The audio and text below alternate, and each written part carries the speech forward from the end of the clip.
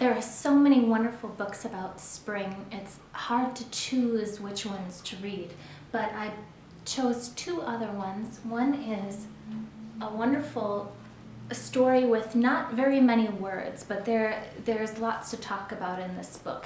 And sometimes I think the most fun thing to do is to just look at pictures and tell stories about what you see. So it's that's a wonderful way of talking about stories, and if you have kids, of letting them tell stories and practice telling stories. And it's a great way to introduce new vocabulary words, and it's also a lot of fun. There's a lot to see in some illustrations.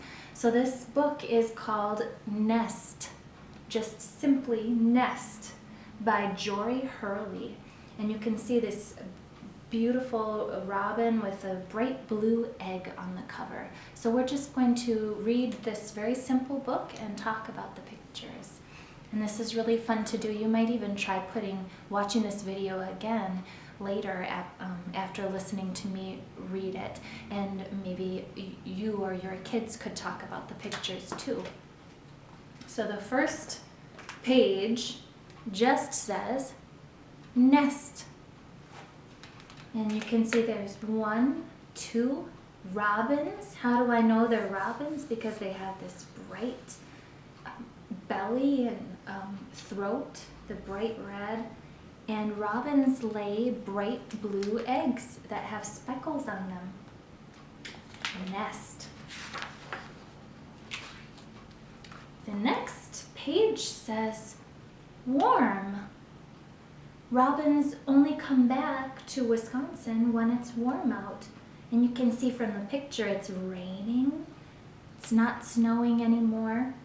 And there are even flower buds. Maybe this is a cherry tree or some kind of flowering tree with these pink buds, the little places where leaves and flowers will open up.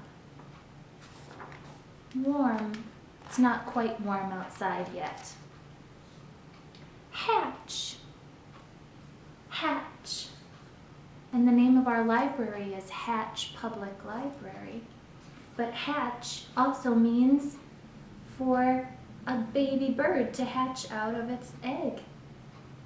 I was reading a little bit about birds, and baby birds have a special part of their beak. I think it's called an egg tooth, and that's how they start to, that's how they're able to break the eggshell open. It's very interesting.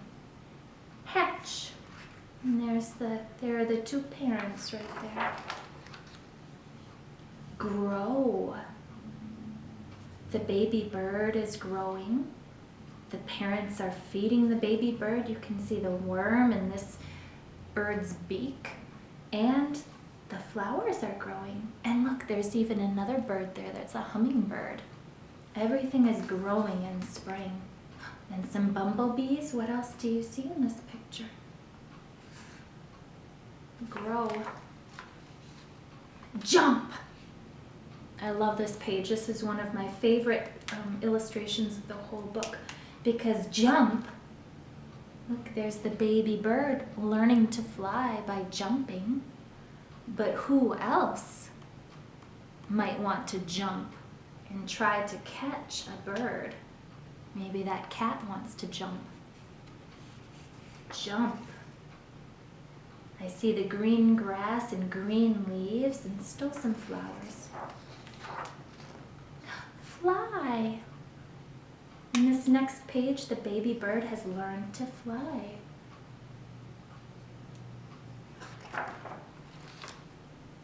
Feast. What a good word. Feast means a lot of food, a big meal, like lunch or supper. Feast. These birds are feasting, eating a lot of, feasting on these berries. Feast. There's the baby. Surprise. What is a surprise in this picture? And who is surprised? Maybe the surprise is the kite up there, the purple kite. And the birds are surprised.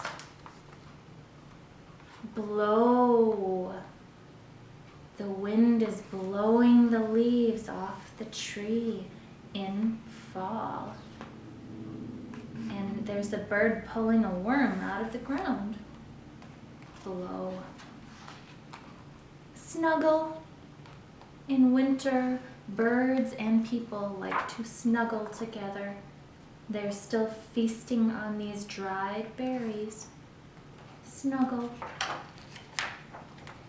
Sleep. The birds sleep at night.